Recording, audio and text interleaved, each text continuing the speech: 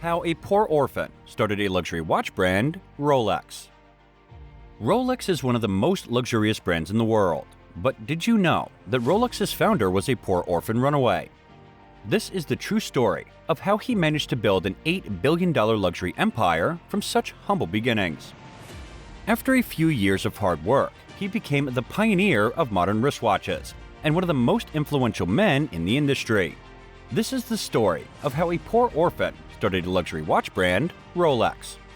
Let's get into it, but first, a reminder to subscribe if you enjoy remarkable true stories like this. A series of accidents. The story begins in Germany, where the founder of Rolex, Hans Wilsdorf, was born. He was born in Kulmbach, Germany, on March 22, 1881, and his family ran a fairly successful business of selling iron goods.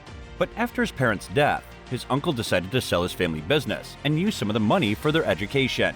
He did not like this decision at the time, but as he got older, he understood that his uncle's decision had become an important factor for his success. From a very young age, he was the brightest student in his school, and he enjoyed reading books. He liked to learn new languages, so he learned French and English. During school, he also had a Swiss boy as a friend who told him stories about Switzerland. The boy told him that Switzerland was well known for its long history in the watchmaking industry, and Hans became very intrigued by this place. On his own. After his schooling, he moved from Germany to Geneva, Switzerland, and at the age of 19, he got himself a job as a trainee for an international pearl exporting company. During his job there, he noticed that the company wasn't really creating anything special, but was still making great profit. He learned their business strategies and was making good money for a boy his age at the time. One day, Hans received a letter from his friend who offered him a job at a company called Kuno Cortan, which was one of the biggest high-quality watchmaking companies at the time.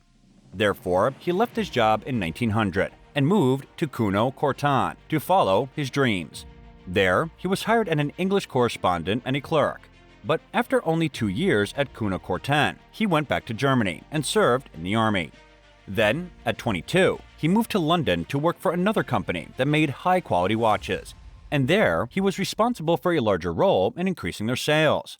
During the 2 years he was employed there, he successfully managed and grew the company's sales over time, and after a successful service to the company, he decided to build his own business. Wilsdorf and Davis.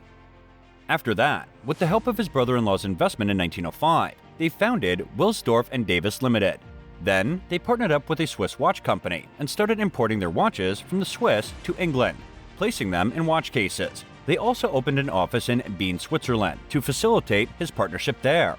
Even though Hans was a lover of watches, there was one major thing he found with the watch industry, and that was pocket watches for men. At the time, wristwatches were mostly worn by women as jewelry, and were not very precise about the time. This was the main reason why pocket watches were more popular at the time and were considered masculine for their bulky size. But Hans thought differently about them, as it was a little hassle for him every time he had to reach his hand into his pocket in order to see the time. He predicted that sooner or later, wristwatches were going to be the new norm for everyone, and he started to create the perfect wristwatch for it. The next several years he released better, high-quality, and reliable wristwatches for men and women. Soon after, his company began to get some traction and became one of the top firms in the watchmaking industry in England. From Wilsdorf and Davis to Rolex. At this point, Hans wanted to change his company's name to something classy and catchy, and for this, he combined 5 letters from the alphabet to come up with different options, until finally, Rolex was born. Then, he registered the Rolex name as a trademark for Wilsdorf and Davis Limited in 1908. During the next few years, Rolex was known for its high-quality wristwatches, and many wealthy people wore them.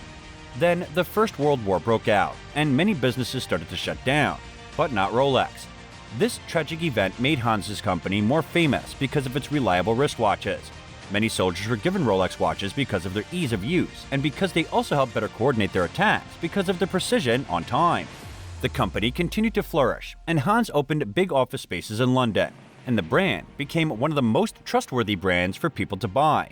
But not everything was sunshine and rainbows for Hans. First ever waterproof wristwatch. After the World War, the British applied a 33% tax for all companies that were exporting goods across international borders. So to avoid these taxes, Hans moved his company's headquarters from London to Bern, Switzerland, and later Geneva. Another reason for his move was that British people began to dislike the Germans after the Second World War. This also led him to completely switch his company name from Wilsdorf and Davis Limited to the Rolex Watch Corporation in 1915. 10 years later, Hans also registered Rolex's logo of the 5-star crown, and then he started focusing on his company's expansion. Rolex released a new model that would forever change the watch industry in 1926, which was the Rolex Oyster, the first ever waterproof wristwatch in history. He knew people would definitely be interested in it, but he decided to wait for the perfect time to launch it. The genius mind of marketing. As in 1927, when he heard about a woman who claimed to be capable of swimming across the English Channel, a 20.5-mile body of water that separated England and France. Hans saw the opportunity and encouraged her to wear a Rolex Oyster watch around her neck. After swimming for over 10 hours, she was pulled out. The task wasn't complete, but the Rolex Oyster came out of the water in perfect condition.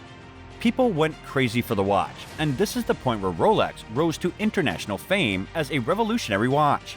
This genius strategy worked amazingly, and people became hooked on the product. By this time, he had decided to heavily advertise Rolex, so in 1928, he collaborated with top British model Evelyn to promote his watches. New models. After that, Hans introduced Rolex Oyster Perpetual, which was the first ever waterproof and self-winding wristwatch. Hans also produced some high-quality watches outside of the Rolex firm and trademarked them under his own name. During World War II, it became difficult and expensive for Rolex to export products outside of Switzerland, and at the same time, another tragedy followed. His wife passed away. After his wife died, he established the Wilsdorf Foundation, a charity organization for social causes. Something to mention is that shortly before Hans' death, he transferred 100% ownership of Rolex to the Wills Foundation, which still owns and controls Rolex to this day. Therefore, Rolex will never go public or be sold, nor will they ever pay any taxes because it's essentially a charity. As soon as World War II ended, Rolex started to flourish again.